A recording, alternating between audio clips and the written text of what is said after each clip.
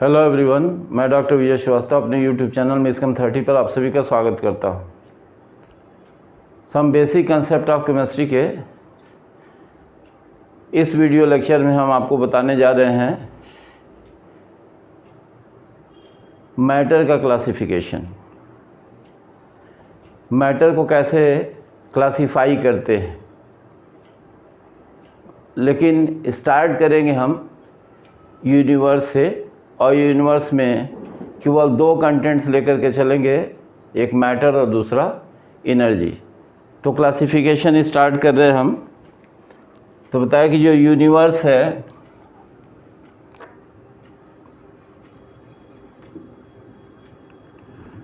ये क्लासिफिकेशन शुरू कर रहे हैं हम लोग।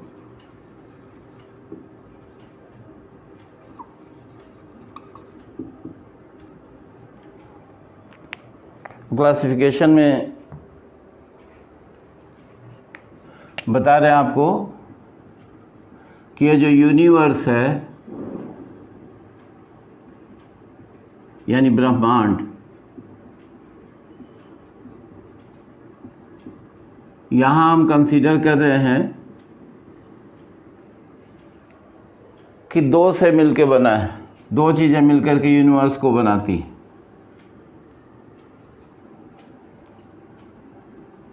बाकी दोनों चीज़ों को हम यहाँ कंसीडर नहीं कर रहे। एक मैटर यानी द्रव्य और दूसरा एनर्जी यानी ऊर्जा। जो मैटर है उसको क्या बताते हैं? उसको बताते हैं anything that has mass and occupies space is called matter. ऐसी कोई भी चीज़ जिसमें मास हो यानी द्रव्यमान हो और जो स्थान घेरता हो वो मैटर कहलाता है। मतलब दो चीज़ें होनी चाहिए, एक तो इसमें मास और दूसरी चीज़ स्पेस ऑक्युपाई करता है, इसका मतलब इसमें वॉल्यूम होना चाहिए। दो चीज़ें होनी चाहिए, मास और वॉल्यूम।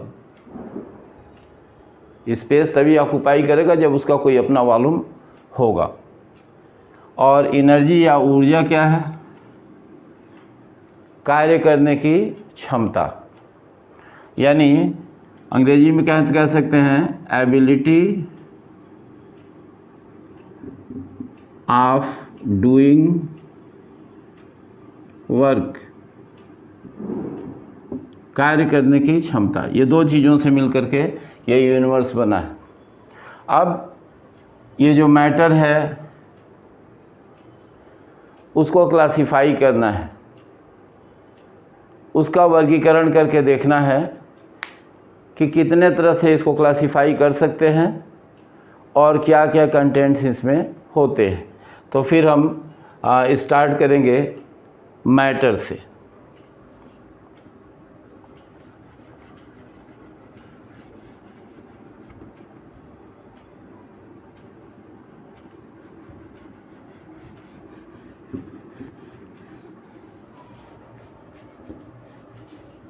तो अब हम देखने जा रहे हैं मैटर के बारे में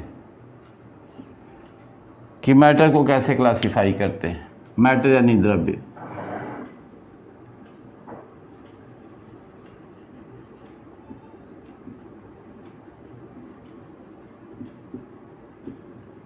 तो मैटर को क्लासिफाई करेंगे तो क्लासिफाई करने की दो बेसिस है, और उसी बेस पर, उसी आधार पर हम कहते हैं इसमें दो तरह का क्लासिफिकेशन होता है। दो तरह की चीज़ें आती हैं इसमें। पहले तरह का जो क्लासिफिकेशन है वो कहलाता है फिजिकल क्लासिफिकेशन यानी भौतिक वर्गीकरण।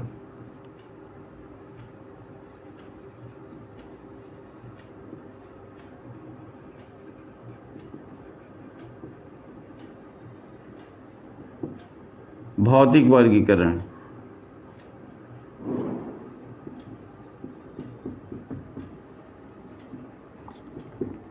और दूसरा जो क्लासिफिकेशन है, जो दूसरा तरीका है क्लासिफाई करने को, वो है केमिकल क्लासिफिकेशन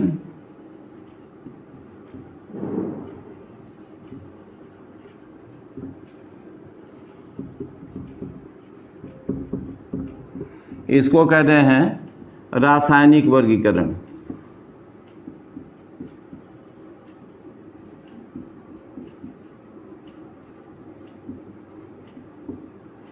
तो इसकी बेसिस क्या है? ये जो फिजिकल क्लासिफिकेशन है, इसकी बेसिस, इसका आधार क्या है? बेसिस यानी इसका आधार। इसका आधार है फिजिकल स्टेट।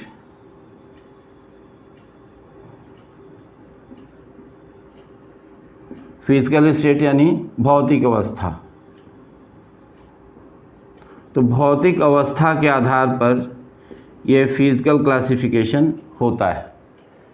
तो ये जो फिजिकल क्लासिफिकेशन हुआ, अब इसमें बताएं जो चीज़ें आती हैं मैटर के फिजिकल क्लासिफिकेशन में, तो 3 तरह की स्टेट्स आती हैं इसमें।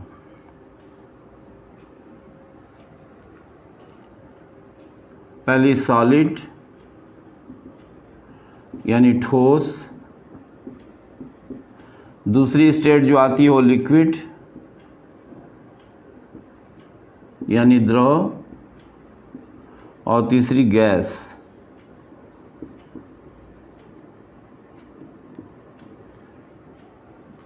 अब सॉलिड है तो सॉलिड बना होगा किससे? इसके घटक होंगे एटम्स,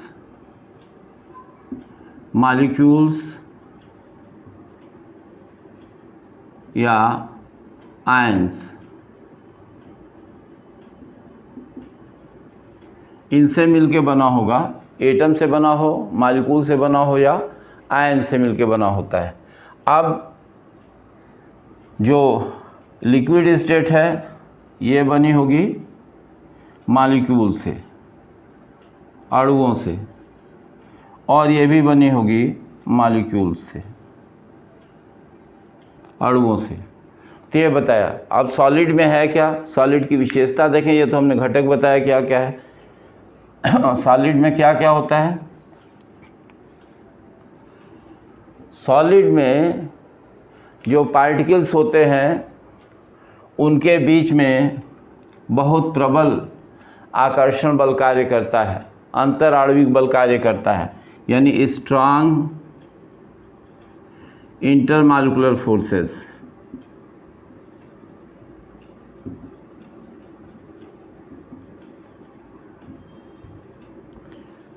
प्रबल अंतर आणविक बल लिखा नहीं हमने, लेकिन बताया आपको, प्रबल अंतर आणविक बल। और दूसरी चीज़ जो काम करती है वह है थर्मल एनर्जी,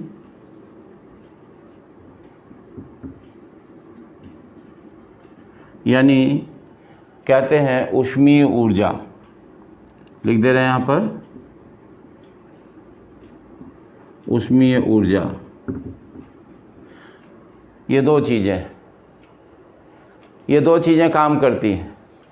तो ये जो स्ट्रांग इंटरमॉलिक्यूलर फोर्सेज हैं वो पार्टिकल्स को, चाहे वो एटम्स हो, मॉलिक्यूल्स या आयंस, उनको टाइटली बाउंड करते हैं।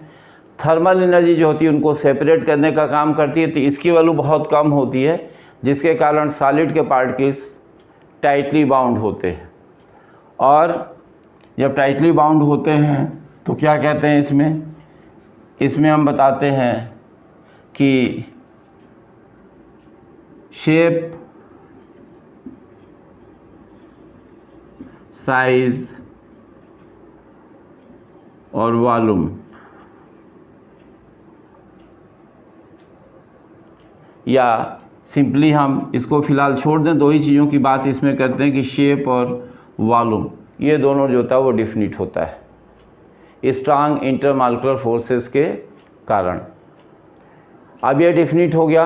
और भी बहुत सारी कैरेक्टरिस्टिक हैं, सबकी बात हम यहाँ नहीं कर सकते। और अगर ट्रू सॉलिड है, वास्तविक ठोस है, आगे चल के पढ़ेंगे सॉलिड स्टेट सेपरेट, तो उसमें जाने के अगर ट्रू सॉलिड है तो उस केस में ये एनआइसोट्रॉपी शो करता है।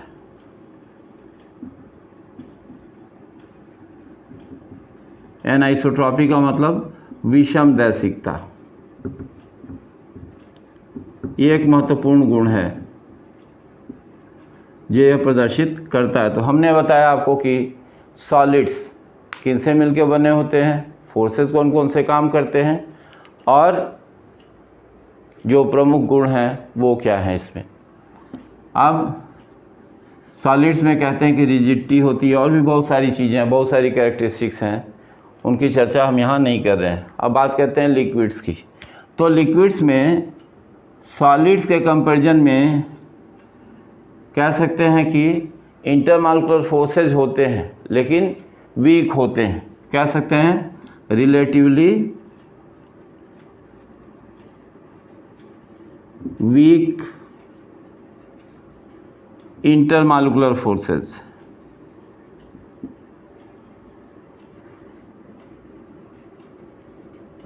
मतलब इनमें अणुओं के मध्य जो आकर्षण बल कार्य करते हैं वो ठोसों की तुलना में दुर्बल होते हैं, और थर्मल एनर्जी थोड़ी ज़्यादा होती है। ऊष्मीय ऊर्जा यानी थर्मल एनर्जी ये थोड़ी ज़्यादा होती है, ग्रेटर। उसमें लो थी, थोड़ी ज़्यादा हो गई। थर्मल एनर्जी माने ऊष्मीय ऊर्जा, ये थोड़ी ज़्यादा होती है। इसीलिए इसमें होता क्या है, सॉलिड्स की बात अगर करें तो हम कहते हैं सॉलिड्स में लॉन्ग रेंज ऑर्डर, दीर्घ परास,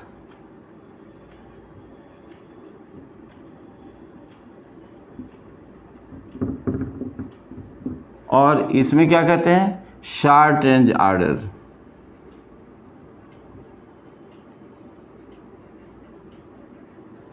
यानी लघु परास। और स्थिति क्या होती है, ये समदैशिकता प्रदर्शित करते हैं। समदैशिकता का मतलब आइसोट्रॉपी।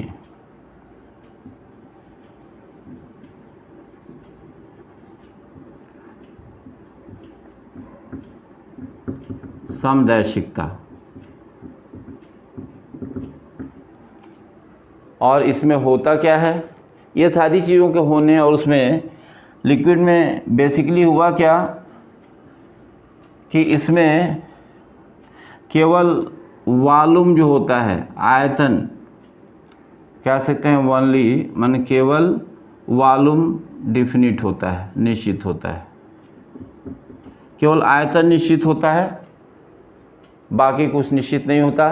जिस कंटेनर में, जिस वेसल में, जिस बर्तन में रखिए उसी का शेप, उसी का आकार जो होता है वो धारण कर लेते हैं, उसी का शेप ऑक्यूपाई कर लेते हैं। और गैस की बात करें, इसके जस्ट रिवर्स हो गया। तो कह सकते हैं इसमें कि इंटरमॉलिक्यूलर फोर्सेस लगभग नेग्लिजिबल। मतलब शार्ट में अगर लिखें इंटरमॉलिक्यूलर फोर्सेस अंतर आणविक बल,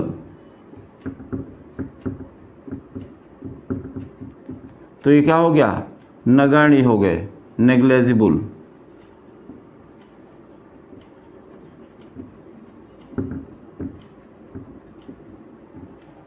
नगण्य।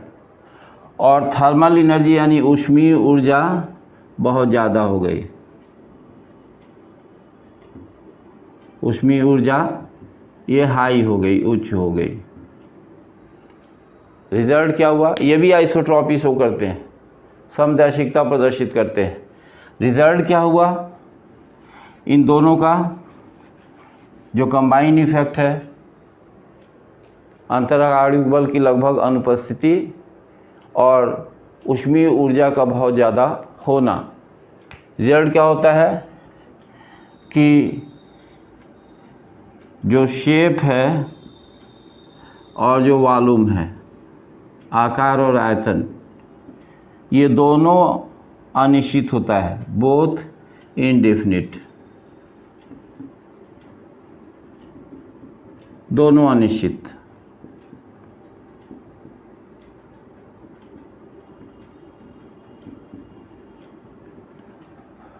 ते हमने भौतिक वर्गीकरण बताया, फिजिकल क्लासिफिकेशन।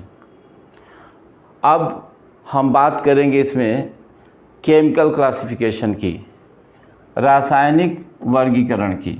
तो इसे हम यहाँ से हटा दे रहे हैं, केवल नेम और बेसिस यहाँ मेंशन है।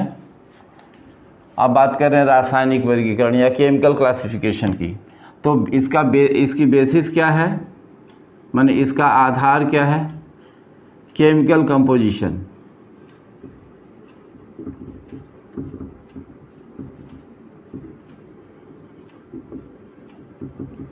केमिकल कंपोजिशन यानी रासायनिक संघटन।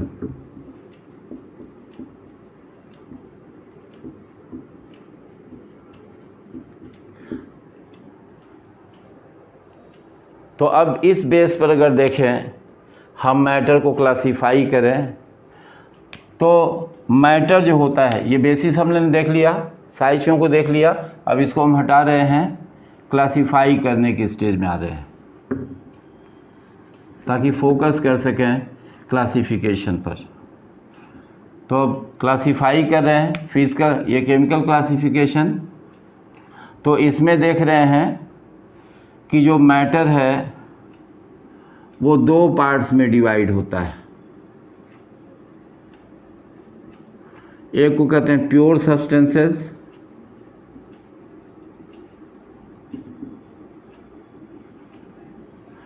और दूसरे को कहते हैं मिक्सचर्स।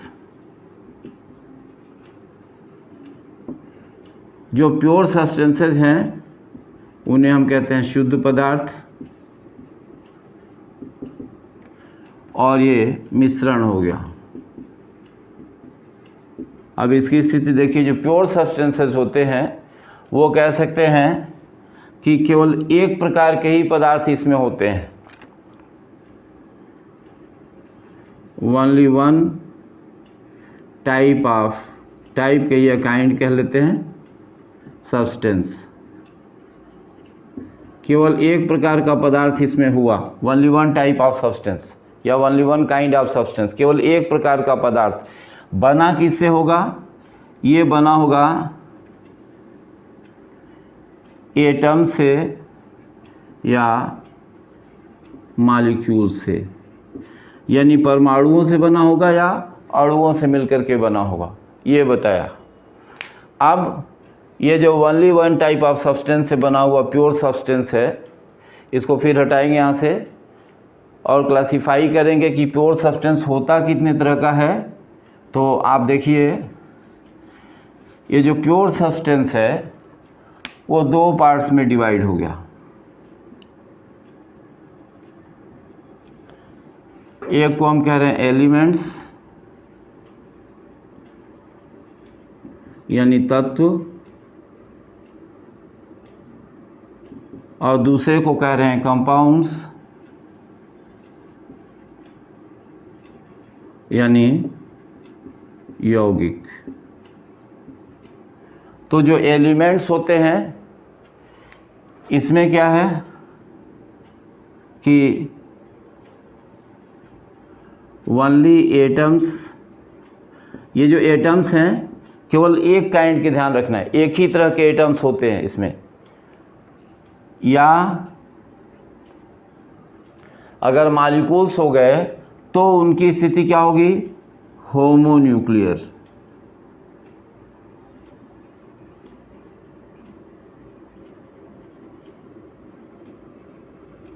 मतलब एक ही तरह के परमाणु वाले, एक ही तरह के परमाणुओं के मिलने से जो अणु बनते हैं, सम नाभिकीय अणु जो बने,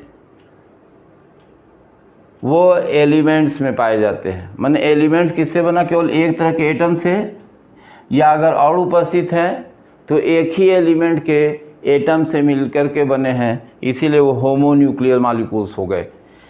एग्जाम्पल्स जरा सा देखते हैं एलिमेंट्स में, अभी पहले फर्दर क्लासिफिकेशन के बाद से। तो आप देखिए यहाँ भी एग्जाम्पल बता सकते हैं हम लोग, जैसे कह रहे हैं लिथियम है, सोडियम है, पोटेशियम है। फॉर एग्ज़ाम्पल करें, पोटेशियम हो गया, ये आयरन हो गया, और इसके बाद से बात करें तो हम लिख सकते हैं H2, N2 O2 और आगे जाएं तो कह सकते हैं P4S8। तो हम समझते हैं कि बात समझ में आ रही है कि एक ही तरह के एटम से मिलकर बने लिथियम, सोडियम, पोटेशियम, आयरन, और ये होमोन्यूक्लियर मॉलिक्यूल से मिलकर के बने हैं H2, N2, O2, P4 और S8, ये जो एग्जाम्पल्स हैं। अब फिर इन्हें यहाँ से हटा रहे हैं। अब देखिए जो था वो एलिमेंट्स भी 3 तरह के हो गए।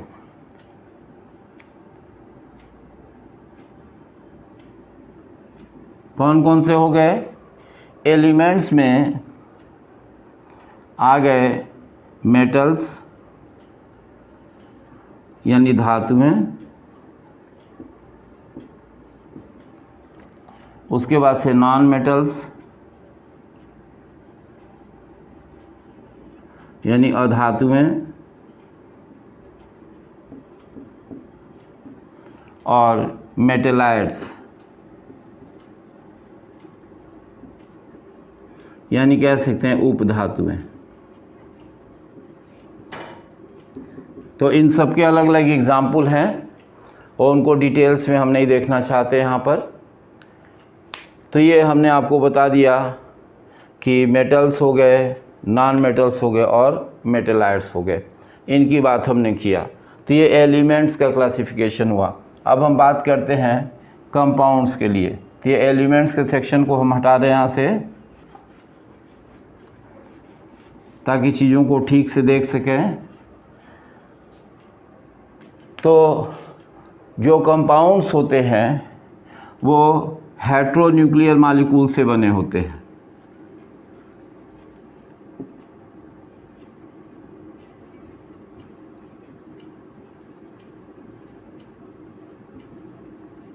मतलब ऐसे अणुओं से मिलकर बने होंगे जिनमें 2 या 2 से अधिक एलिमेंट्स के एटम्स आपस में केमिकली कंबाइन किए हैं एक डिफिनिट रेशियो में मासेस के। तो कंपाउंड्स में जैसे एग्जांपल्स में हम लिख सकते हैं, फॉर एग्जांपल अगर करें तो NH3, H2O, CH4, ऐसे एग्जांपल्स डाल सकते हैं इसमें।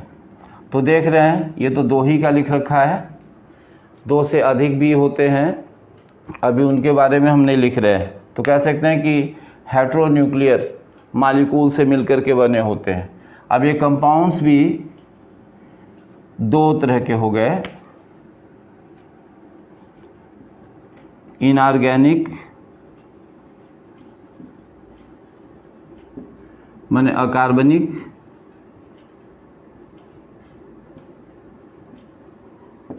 और दूसरा हो गया ऑर्गेनिक यानी कार्बनिक। तो बताया 2 तरह के। अब इनऑर्गेनिक कंपाउंड्स में जैसे अभी हम लोगों ने लिखा था ये H2O है, CO2 है, NH3 है, NaCl है, ये सब इनऑर्गेनिक हो गए। Methane, ethane, propane, butane, benzene, ये जो बहुत सारे नाम आते हैं वो ऑर्गेनिक हो गए। यानी स्टार्ट करें CH4 से या C6H6 से, है ना, या C6H5Cl, क्लोरोबेंजीन, ये सभी जो होते हैं वो ऑर्गेनिक मॉलिक्यूल्स हो गए। तो ये हमने आपको बताया कि प्योर सब्सटेंसेस जो होते हैं 2 तरह के हुए, एलिमेंट्स और कंपाउंड्स। कंपाउंड्स में हमने बताया कि हेट्रोन्यूक्लियर, और ये डिवाइड हो गए थे इनऑर्गेनिक और ऑर्गेनिक यानी अकार्बनिक और कार्बनिक में। अब बात करते हैं हम मिक्सचर्स की कि मिक्सचर्स में क्या क्या है। तो मिक्सचर जो कह रहे हैं कि 2 या 2 से अधिक कंपोनेंट्स आपस में मिक्स्ड हैं बिना किसी डिफिनिट रेशियो के। किसी भी रेशियो में अगर आपस में मिक्स हो गए तो जो भी सिस्टम बनेगा वो मिक्सचर कहलाएगा। और मिक्सचर या मिश्रण जो हुआ वो 2 तरह का हो जाएगा, होमोजीनियस यानी समांग, और दूसरा हेट्रोजीनियस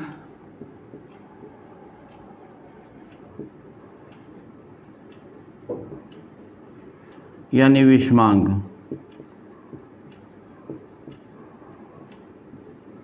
तो मिश्रण समांगी होगा या विषमांगी होगा? समांगी होने का मतलब या समांग होने का मतलब है कि जो इसके कंपोनेंट्स होते हैं वो यूनिफॉर्मली डिस्ट्रीब्यूटेड होते हैं, एक दूसरे में समान रूप से वितरित होते हैं। यूनिफॉर्म डिस्ट्रीब्यूशन होता है, समान वितरण, माने जो घटक हैं इनका यूनिफॉर्म डिस्ट्रीब्यूशन, समान वितरण।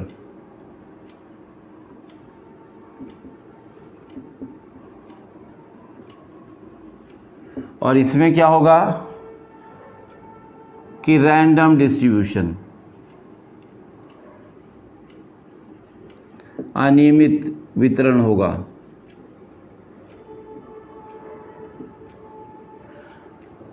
इसमें जो गुण होते हैं वो हर जगह पर, उस मिश्रण में हर जगह पर जो प्रॉपर्टीज़ होती हैं वो समान होती है, मतलब आइडेंटिकल प्रॉपर्टीज़ हर जगह पाई जाती हैं। इसमें क्या, चूँकि रैंडम डिस्ट्रीब्यूशन है इसलिए प्रॉपर्टीज़ यूनिफॉर्म नहीं होती हैं, हर जगह एक समान नहीं होती है। उसके बाद से जो सबसे महत्वपूर्ण चीज़ है होमोजीनियस में कि ये वन फेज सिस्टम होता है, एक प्रावस्था निकाय, वन फेज सिस्टम। और ये कह सकते हैं more than one phase system, एक से अधिक प्रावस्था का निकाय होता है। जो कंपोनेंट्स या जो घटक होते हैं उनको हम आसानी से सेपरेट कर सकते हैं, वो विजिबिलिटी में भी होते हैं, लेकिन इनमें जो कंपोनेंट्स होते हैं उनको आसानी से सेपरेट नहीं कर सकते हैं। इसमें एग्ज़ाम्पल जो होता है वो एक ही एग्ज़ाम्पल देके बता रहे हैं, एयर। दूसरा एग्ज़ाम्पल भी लिख सकते हैं एलाइज, मिश्र धातु में। तो एयर में बहुत सारी गैसेज आपस में मिक्स हैं एक दूसरे में, यानी नाइट्रोजन में सबका यूनिफॉर्म डिस्ट्रीब्यूशन है। उसी तरह से कई धातुएं एक साथ मिली हैं, एलाइज। लेकिन इसमें जो होगा, इसका एग्जाम्पल हम लिख सकते हैं स्मोक। स्मोक का मतलब धुआं। तो ये जो स्मोक है, ये स्मोक किससे किससे मिलके बना होगा? आप देखिए, स्मोक की बात कर रहे हैं तो स्मोक बना होगा, इसके कंपोनेंट्स हो गए, जो घटक हो गए, ये कार्बन पार्टिकल्स और दूसरे घटक हो गया एयर। तो कार्बन पार्टिकल्स को हम सेपरेट कर लेंगे, एयर सेपरेट हो जाएगी, मैंने कंपोनेंट्स का सेपरेशन कर सकते हैं। तो इस तरह से हमने आपको बताया क्लासिफिकेशन या वर्गीकरण मैटर का यूनिवर्स से स्टार्ट करके। तो उम्मीद करते हैं कि ये क्लासिफिकेशन आपको समझ में आया होगा। आप इसे ड्रॉ कर सकते हैं, बना सकते हैं। चूँकि हमने सेगमेंट्स अलग अलग लिख करके उसको हटाया है, तो आप जैसे जैसे सेगमेंट समझाया गया वैसे वैसे नोट करते हुए आप एक क्लासिफिकेशन जो था वो फ्रेम कर सकते हैं। तो उम्मीद करते हैं कि ये वीडियो लेक्चर आपको पसंद आएगा। अगर इसमें कोई प्रॉब्लम है तो आप अपने कमेंट्स बॉक्स में मेंशन कीजिए। चैनल को लाइक और सब्सक्राइब नहीं किया तो लाइक और सब्सक्राइब कीजिए, शेयर कीजिए इसे। आपके व्यूज़ हमारे लिए बहुत इम्पॉर्टेंट हैं। बहुत बहुत धन्यवाद।